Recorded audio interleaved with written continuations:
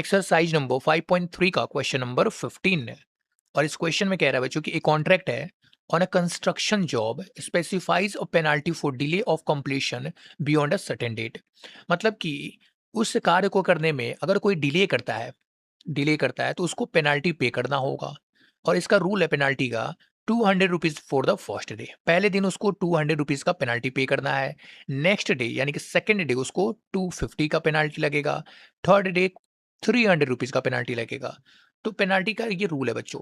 अब क्वेश्चन कह रहा है कि the penalty for each succeeding day, हर एक अगले दिन being 50 more than the preceding day, मतलब पिछले दिन से उसको 50 रुपीज ज्यादा पे करना होगा।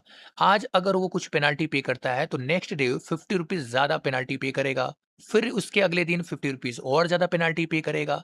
क्लियर बच्चों? और ये सीक्वेंस चलता ही रहेगा। कब तक चलेगा? If he has delay the work by 30 days, मतलब पेनाल्टी बच्चों 30 दिन तक चलेगा। ठीक है। तो क्वेश्चन कह रहा है कि how much money the contractor has to be pay as a penalty. तो कोई कॉन्ट्रैक्टर अगर 30 दिनों तक देरी करता है कार्य को करने में तो उसको टोटल कितने रुपीज का पेनाल्टी पे करना होगा, ये हमें निकालना है। क्लियर बच्चों? क्वेश्चन समझ में आ गया क्या? अब इसको हम लोग सॉल्व कर लेते हैं। तो पहले दिन बच्चों, फर्स्ट डे, पहले दिन उसको पे कितना करना है? 200 रुपीज। तो 200 रुपीज एज अ पेनाल्टी उसको पे करना होगा। तो सेकेंड डे कितना करना होगा बच्चों? सेकेंड डे, तो रूल है इसमें 50 रुपीज ज्यादा पे करना है। तो अब हो जाएगा 250 रुपीज। इतना का पेनाल्टी पे करना है सेकेंड डे पे। थर्ड डे बच्चों, तीसरे दिन इसमें 50 रुपीज और ज्यादा लगेगा पेनाल्टी। तो ये हो जाएगा 300 रुपए का। फोर्थ डे पे अगर देखा जाए बच्चों तो 50 रुपीज और ऐड कर देना है। अब हो जाएगा 300 रुपीज, 350 रुपीज हो जाएगा। ठीक है। और ये सीक्वेंस चलता रहेगा। कब तक चलेगा बच्चों? पूरे 30 दिनों तक चलेगा। 30 डेज तक चलेगा ऐसा। ठीक है। और यहाँ पे कितना पेनाल्टी पे करना है यही हमें निकालना है पूरे 30 दिन में। यानी कि इसका हमें निकाल देना है सम। क्लियर ना? इन सारे पेनाल्टीज को ऐड कर लेना है और यही हमें इसका आंसर हो जाएगा। तो इसके लिए हम लोग क्या करते हैं बच्चों, इस सीरीज को ऐड करने का फॉर्मूला होता है। क्या फॉर्मूला है बच्चों? सम ऑफ एन टर्म्स का फॉर्मूला। ये होता है बच्चों n/2 into 2a plus n-1 into D. ये होता है बच्चों सम ऑफ एन टर्म्स का फॉर्मूला। अब यहाँ पे अगर हम लोग क्वेश्चन में देखें तो क्वेश्चन में क्या क्या गिवन है बच्चों? टोटल 30 डेज का हमें निकालना है सम। इसका मतलब है कि एन की वैल्यूज यहाँ पे हमें रखना होगा 30। ए यहाँ पे है बच्चों, ए का मतलब होता है फर्स्ट टर्म। तो इस सीरीज का फर्स्ट टर्म है 200 रुपीज, तो ए हो जाएगा 200 रुपीज। डी निकाल लेंगे बच्चों, डी होता है common difference, second term minus first term. तो ये हो जाएगा 250 rupees minus 200 is equal to 50 rupees. ये हो गया इसका कॉमन डिफरेंस। अब इन सारे वैल्यूज को पुट कर देना है इस फॉर्मूले में और क्वेश्चन को सॉल्व कर लेना है। इतना ही सिंपल है बच्चों। ठीक है।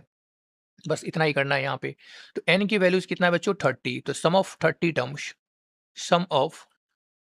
टर्म्स एन की जगह पे रखेंगे 30/2 हो जाएगा।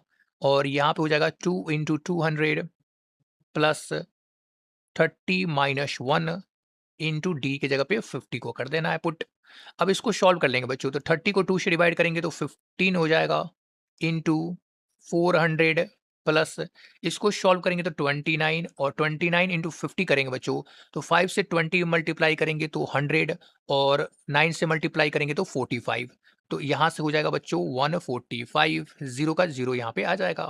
अब इसको ऐड कर लें तो ये हो जाएगा 80, 1850, और 15 से इसको मल्टीप्लाई कर लेना है।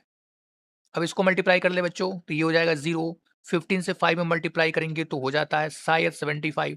तो बचेगा 5, 5 हो गया, बचेगा 7 है। 15 8 जा तो 120 प्लस 127 का 7 बचा 12, और 15 और 12 हो जाता है 27। यानी कि इतने रुपीज का पेनाल्टी उसको पे करना होगा फॉर द 30 डेज तक। क्लियर है? तो अच्छा होता कि वो देरी करता ही नहीं। ठीक है बच्चों। Next question, question number 16। और इस क्वेश्चन में कह रहा है बच्चों कि a sum of 700 rupees is to be used to give 7 cash prizes. 7 cash prize के लिए 700 रुपीज यूज किया जा रहा है to student of a school for their overall academic performance. तो इसके एकेडमिक परफॉर्मेंस के लिए ये प्राइस दिया जा रहा है। If each price is 20 rupees less than it's preceding price, मतलब कि बच्चों की जो अभी प्राइस दिया जा रहा है ना वो पहले वाले प्राइस से 20 रुपीज कम होगा। फिर नेक्स्ट प्राइस 20 रुपीज़ कम होगा, फिर नेक्स्ट प्राइस 20 रुपीज़ कम होगा। तो यही सीक्वेंस चलेगा पूरे 7 कैश प्राइस के लिए। Find the values of each of the prizes, हर एक प्राइस की वैल्यूज क्या है ये हमें निकालना है। क्लियर, क्वेश्चन क्लियर हो गया बच्चों। अब इसका सॉल्यूशन देख लेते हैं। तो हम लोग मान लेंगे कि फर्स्ट प्राइज ये होगा बच्चों एक्स रुपीज का, और सेकंड प्राइज ये हो जाएगा बच्चों, इसमें 20 रुपीज कम कर देंगे तो एक्स माइनस 20 रुपीज का हो जाएगा। कह रहा था ना कि 20 रुपीज लेस हो जाएगा प्रिसीडिंग प्राइस से, तो इस वाले से 20 रुपीज कम हो गया। फिर थर्ड प्राइस अगर निकालना हो, थर्ड प्राइस तो इसमें और 20 माइनस कर देना है, तो ये हो जाएगा x माइनस 40। ऐसे फोर्थ प्राइस निकालना हो बच्चों तो x माइनस 60 हो जाएगा। फिफ्थ प्राइस फिर 20 माइनस कर देना है तो 80 हो जाएगा। सिक्स्थ प्राइस इसमें और माइनस कर देंगे तो ये 100 हो जाएगा।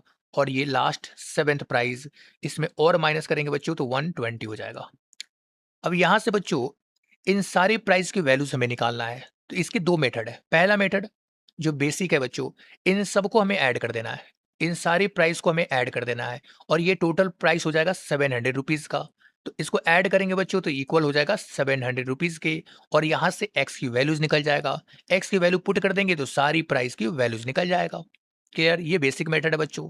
और दूसरा सेकेंड मेथड है, सेकेंड मेथड जिसमें हम लोग फॉर्मूले का यूज करेंगे और क्वेश्चन को सॉल्व कर लेंगे, तो उसमें थोड़ा सा कैलकुलेशन कम हो जाएगा। क्लियर, तो यहाँ पे हम लोग यूज करेंगे बच्चों सेकंड मेथड का। सेकंड मेथड से ही इस क्वेश्चन को सॉल्व करेंगे। इसके लिए यूज करना होगा हमें सम ऑफ एन टर्म्स का। सम ऑफ एन टर्म्स का फॉर्मूला ये होता है बच्चों n/2 into 2a plus n-1 into D.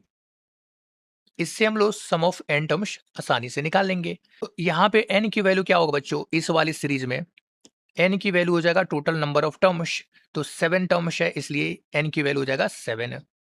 a की वैल्यू होता है फर्स्ट टर्म और ये है x। d निकाल लेंगे, d होता है second term minus first term, तो x माइनस 20 और माइनस एक्स, ये कैंसिल हो जाएगा और बचेगा माइनस 20। तो d भी निकल गया।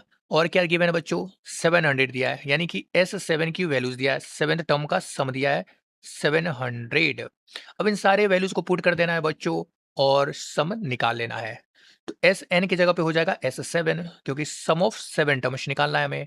तो n की जगह पे 7 और a की जगह पे x रख देना है, प्लस 7-1, और d की जगह पे हो जाएगा -20। S7 की वैल्यू है बच्चों 700, तो इसको इक्वल कर सकते हैं हम लोग 700 से। अब बच्चों इसको सॉल्व करें तो ये हो जाएगा 2x, 7/2 को इस साइड लेके आ जाते हैं इक्वल के, तो ये हो जाएगा 700। 7/2 था तो इधर आके 2/7 हो जाएगा, और इसको सॉल्व कर ले तो 7 कैंसल, 2 इंटू 100 इक्वल टू 200, तो यहाँ से 200 हो गया। अब इसको ऐड कर ले बच्चों तो ये हो जाएगा 7-1 6, और यहाँ पे है -20।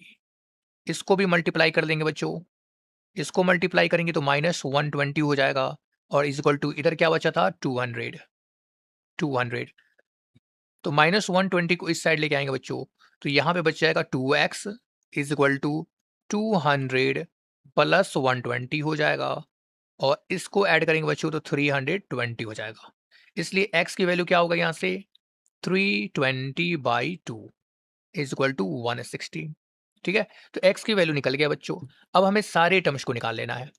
तो x की वैल्यू हो गया बच्चों यहाँ से 160 हो गया x की वैल्यू, ये है फर्स्ट प्राइज। अब सेकंड प्राइज निकालने के लिए बच्चों यहाँ पे 160 माइनस 20 कर देंगे तो हो जाएगा 140 rupees second prize. Third prize हो जाएगा 160 में से 40 माइनस करेंगे तो 120 हो जाएगा। फोर्थ प्राइज बच्चों 60 माइनस कर देंगे तो 100 हो जाएगा। फिफ्थ के लिए 80 हो जाएगा, और फिर 60 हो जाएगा, और फिर लास्ट में बच्चों 40 रुपीज़ का प्राइस बच जाएगा। तो ये हो गया इसका आंसर।